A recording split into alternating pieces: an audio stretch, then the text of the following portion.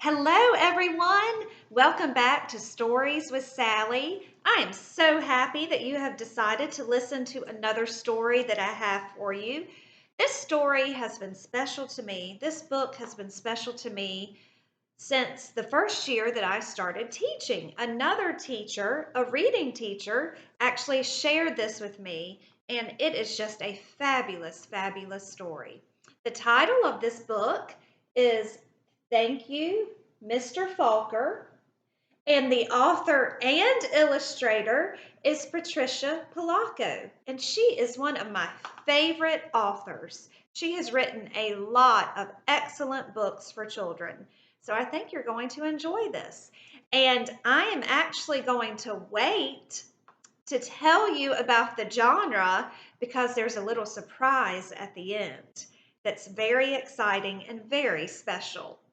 So, Thank You, Mr. Falker by Patricia Polacco. And we have the title page.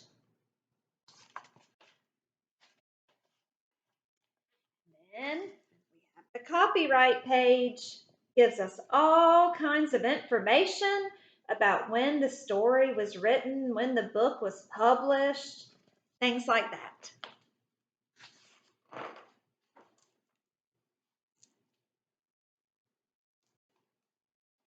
The grandpa held the jar of honey so that all the family could see, then dipped a ladle into it and drizzled honey on the cover of a small book. The little girl had just turned 5. Stand up, little one, he cooed. I did this for your mother, your uncles, your older brother, and now you. Then he handed the book to her. Taste! She dipped her finger into the honey and put it into her mouth. What is that taste? The grandma asked. The little girl answered, Sweet! Then all of the family said in a single voice, Yes, and so is knowledge. But knowledge is like the bee that made that sweet honey. You have to chase it through the pages of a book. The little girl knew that the promise to read was at last hers. Soon she was going to learn to read.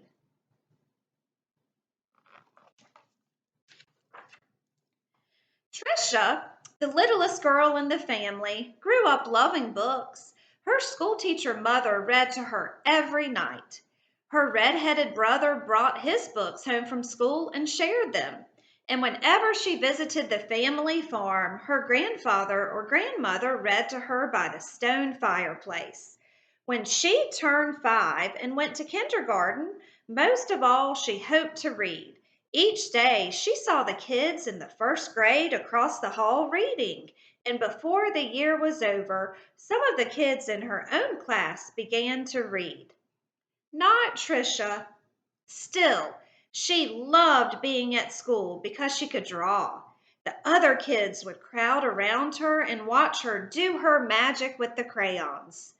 In first grade, you'll learn to read, her brother said.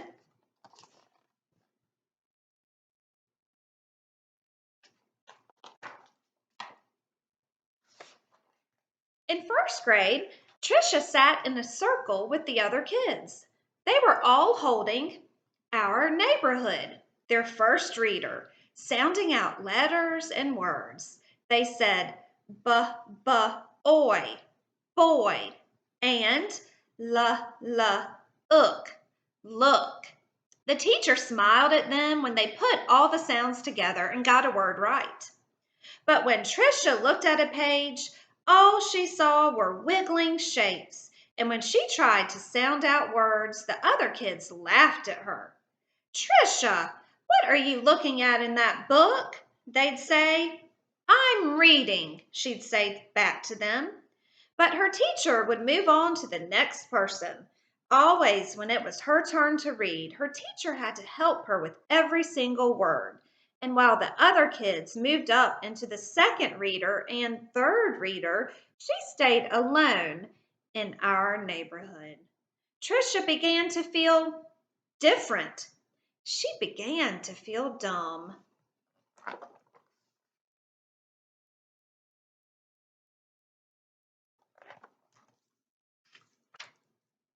The harder words got for the little girl, the more and more time she spent drawing. How she loved to draw, or just sitting and dreaming, or when she could, going for walks with her grandmother. One summer day, she and her grandma were walking together in the small woods behind their farm. It was twilight. The air was sweet and warm. Fireflies were just coming up from the grasses. As they walked, Tricia said, "Grandma, do you think I'm different?" "Of course," her grandma answered. "To be different is the miracle of life. You see all of those little fireflies? Everyone is different." "Do you think I'm smart?" Tricia didn't feel smart. Her grandma hugged her. "You are the smartest, quickest, dearest little thing ever." Right then, the little girl felt safe in her grandma's arms. Reading didn't matter so much.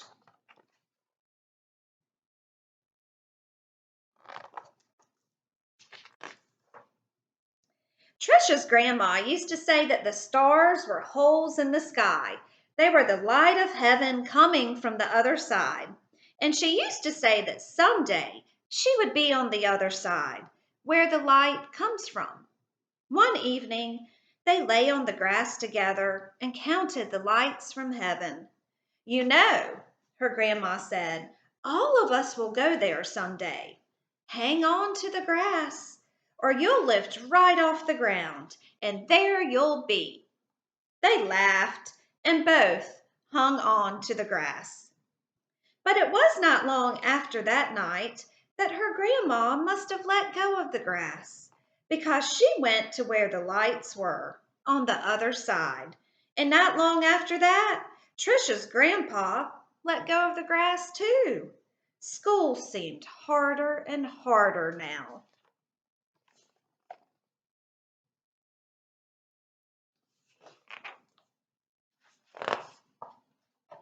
Reading was just plain torture. When Sue Ellen read her page or Tommy Bob read his page, they read so easily that Tricia would watch the top of their heads to see if something was happening to their heads that wasn't happening to hers. And numbers were the hardest thing of all to read. She never added anything right. "Line the numbers up before you add them," the teacher would say. But when Tricia tried, the numbers looked like a stack of blocks, wobbly and ready to fall. She just knew she was dumb. Then one day her mother announced that she had gotten a teaching job in California, a long way from the family farm in Michigan.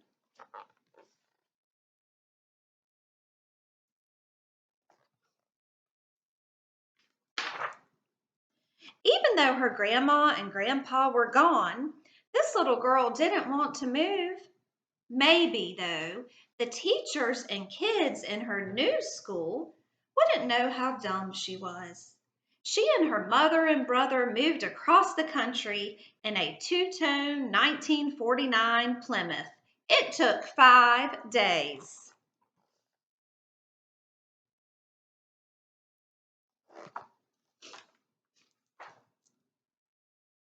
But at the new school, it was the same. When she tried to read, she stumbled over the words. The cat, ruh, ran. She was reading like a baby in the third grade. And when her teacher read along with them and called on Tricia for an answer, she gave the wrong answer every time. "Hey, dummy," a boy called out to her on the playground. "How come you are so dumb?" Other kids stood near him and they laughed. Tricia could feel the tears burning in her eyes.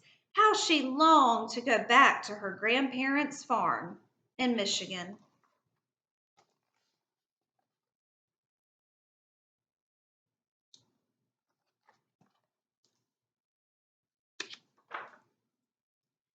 Now, Tricia wanted to go to school less and less. I have a sore throat, she'd say to her mother, or I have a stomach ache. She dreamed more and drew more, and she hated school. Then, when Tricia started fifth grade, the school was all abuzz. There was a new teacher. He was tall and elegant. Everybody loved his striped coat and slick gray pants. He wore the neatest clothes. All the usual teacher's pets gathered around him. Stevie Joe and Alice Marie, Davy and Michael Lee.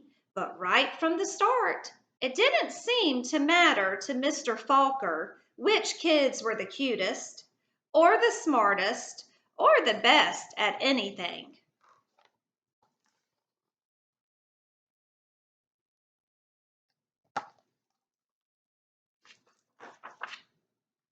Mr. Falker would stand behind Tricia whenever she was drawing and whisper, "This is brilliant, absolutely brilliant. Do you know how talented you are?" When he said this, even the kids who teased her would turn around in their seats and look at her drawings. But they still laughed whenever she gave a wrong answer. Then one day she had to stand up and read, which she hated. She was stumbling through a page in Charlotte's Web, and the page was going all fuzzy when the kids began to laugh out loud. Mr. Falker, in his plaid jacket and his butterfly tie, said, "Stop! Are all of you so perfect that you can look at another person and find fault with her?"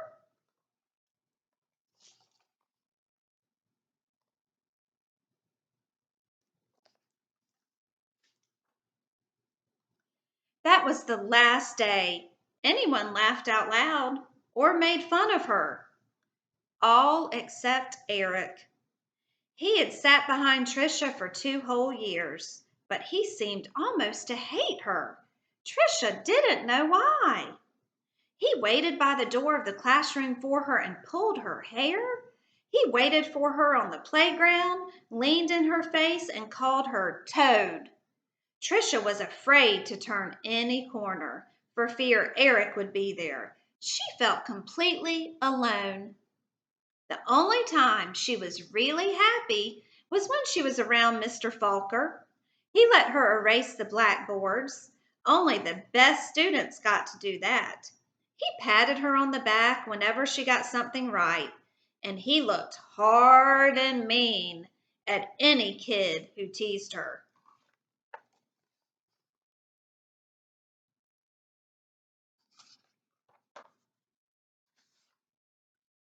But the nicer Mr. Falker was to Tricia, the worse Eric treated her.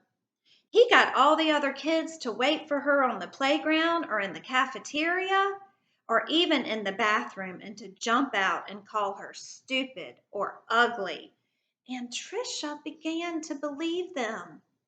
She discovered that if she asked to go to the bathroom just before recess, she could hide under the inside stairwell during the free time and not have to go outside at all. In that dark place, she felt completely safe.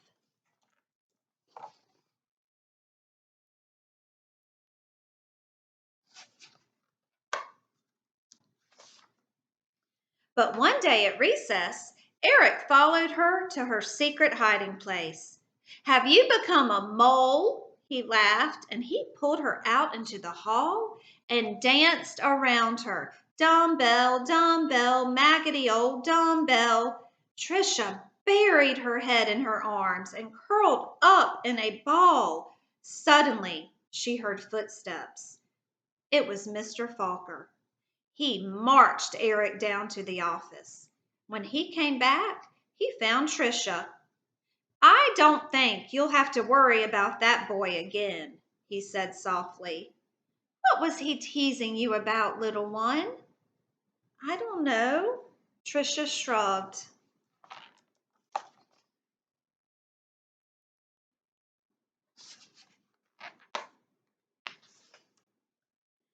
Tricia was sure Mr. Falker believed that she could read. She had learned to memorize what the kid next to her was reading, or she would wait for Mr. Falker to help her with a sentence. Then she'd say the same thing that he did. Good, he would say. Then one day Mr. Falker asked her to stay after school and help wash the blackboards. He put on music and brought out little sandwiches, and they worked and talked. All at once he said, "Let's play a game. I'll shout out letters. You write them on the board with the wet sponge as quickly as you can." A, he shouted. She wiped a watery A. 8, he shouted. She made a watery 8. 14, 3, D, M, Q, he shouted out. He shouted out many, many letters and numbers. Then he walked up behind her, and together they looked at the board. It was a watery mess. Tricia knew that none of the letters or numbers looked like they should. She threw the sponge down and tried to run.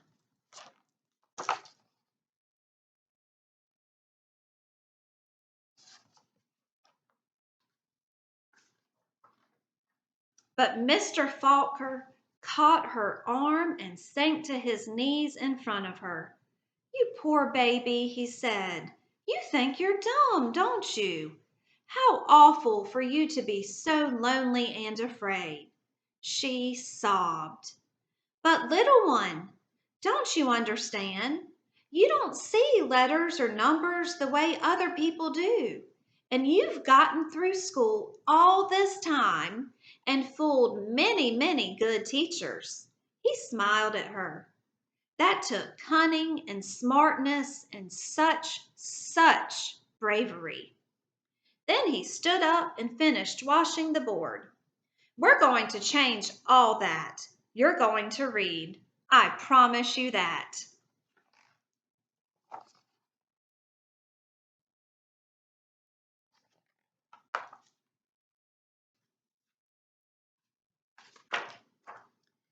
Now, almost every day after school, she met with Mr. Falker and Miss Plessy, a reading teacher. They did a lot of things she didn't even understand. At first, she made circles in sand and then big sponge circles on the blackboard, going from left to right, left to right. And another day, they flicked letters on a screen and Tricia shouted them out loud. Still other days she worked with wooden blocks and built words. Letters, letters, letters. Words, words, words. Always sounding them out. And that felt good. But though she'd read words, she hadn't read a whole sentence. And deep down she still felt dumb. And then one spring day, had it been 3 months or 4 months since they had started? Mr. Falker put a book in front of her. She'd never seen it before. He picked a paragraph in the middle of a page and pointed at it. Almost as if it were magic, or as if light poured into her brain, the words and sentences started to take shape on the page as they never had before. She marched them off to. Slowly she read a sentence, then another and another, and finally she'd read a paragraph. And she understood the whole thing. She didn't notice that Mr. Falker and Miss Plessy had tears in their eyes.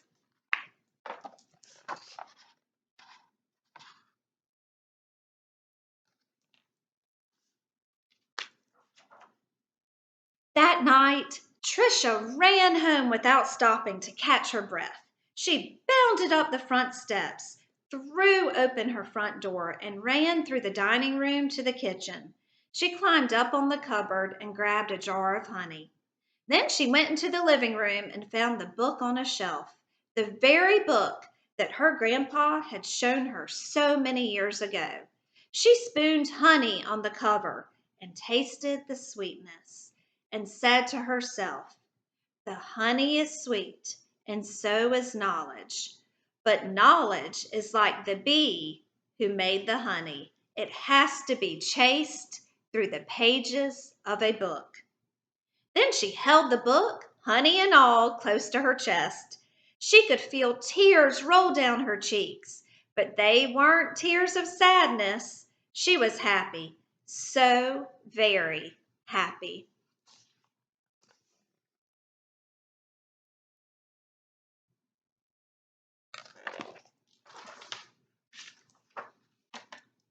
The rest of the year became an odyssey of discovery and adventure for the little girl. She learned to love school. I know because that little girl was me, Patricia Polacco. I saw Mr. Falker again some 30 years later at a wedding. I walked up to him and introduced myself. At first, he had difficulty placing me. Then I told him who I was and how he had changed my life so many years ago. He hugged me and asked me what I did for a living. Why, Mr. Falker, I answered, I make books for children. Thank you, Mr. Falker. Thank you.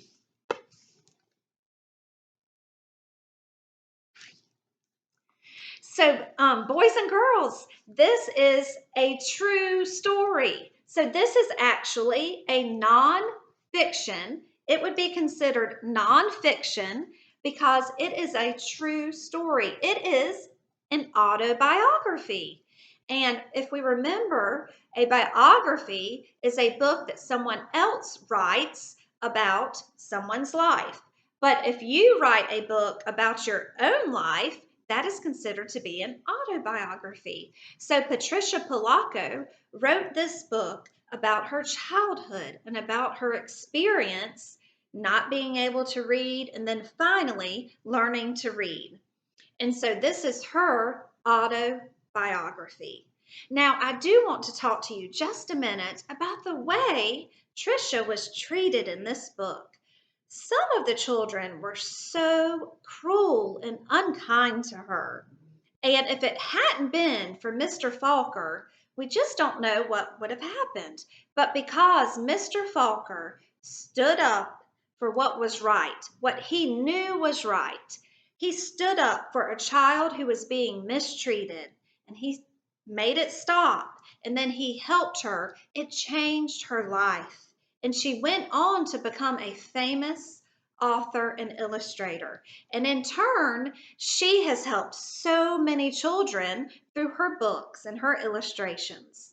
So you see how important it is for us to remember that when we see someone who's being mistreated or teased in an unkind way or made fun of, we need to make sure that we stand up for that person or that child, that classmate, that friend, or it may not even be a friend, whoever it is, we need to make sure that we really try to stand up for the person who's being mistreated and take up for them and make them feel better and try to help them. It's an important lesson from this story.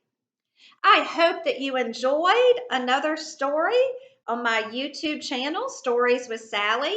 And if you have not subscribed, please subscribe to Stories with Sally. And I'll look forward to seeing you next time. Bye bye.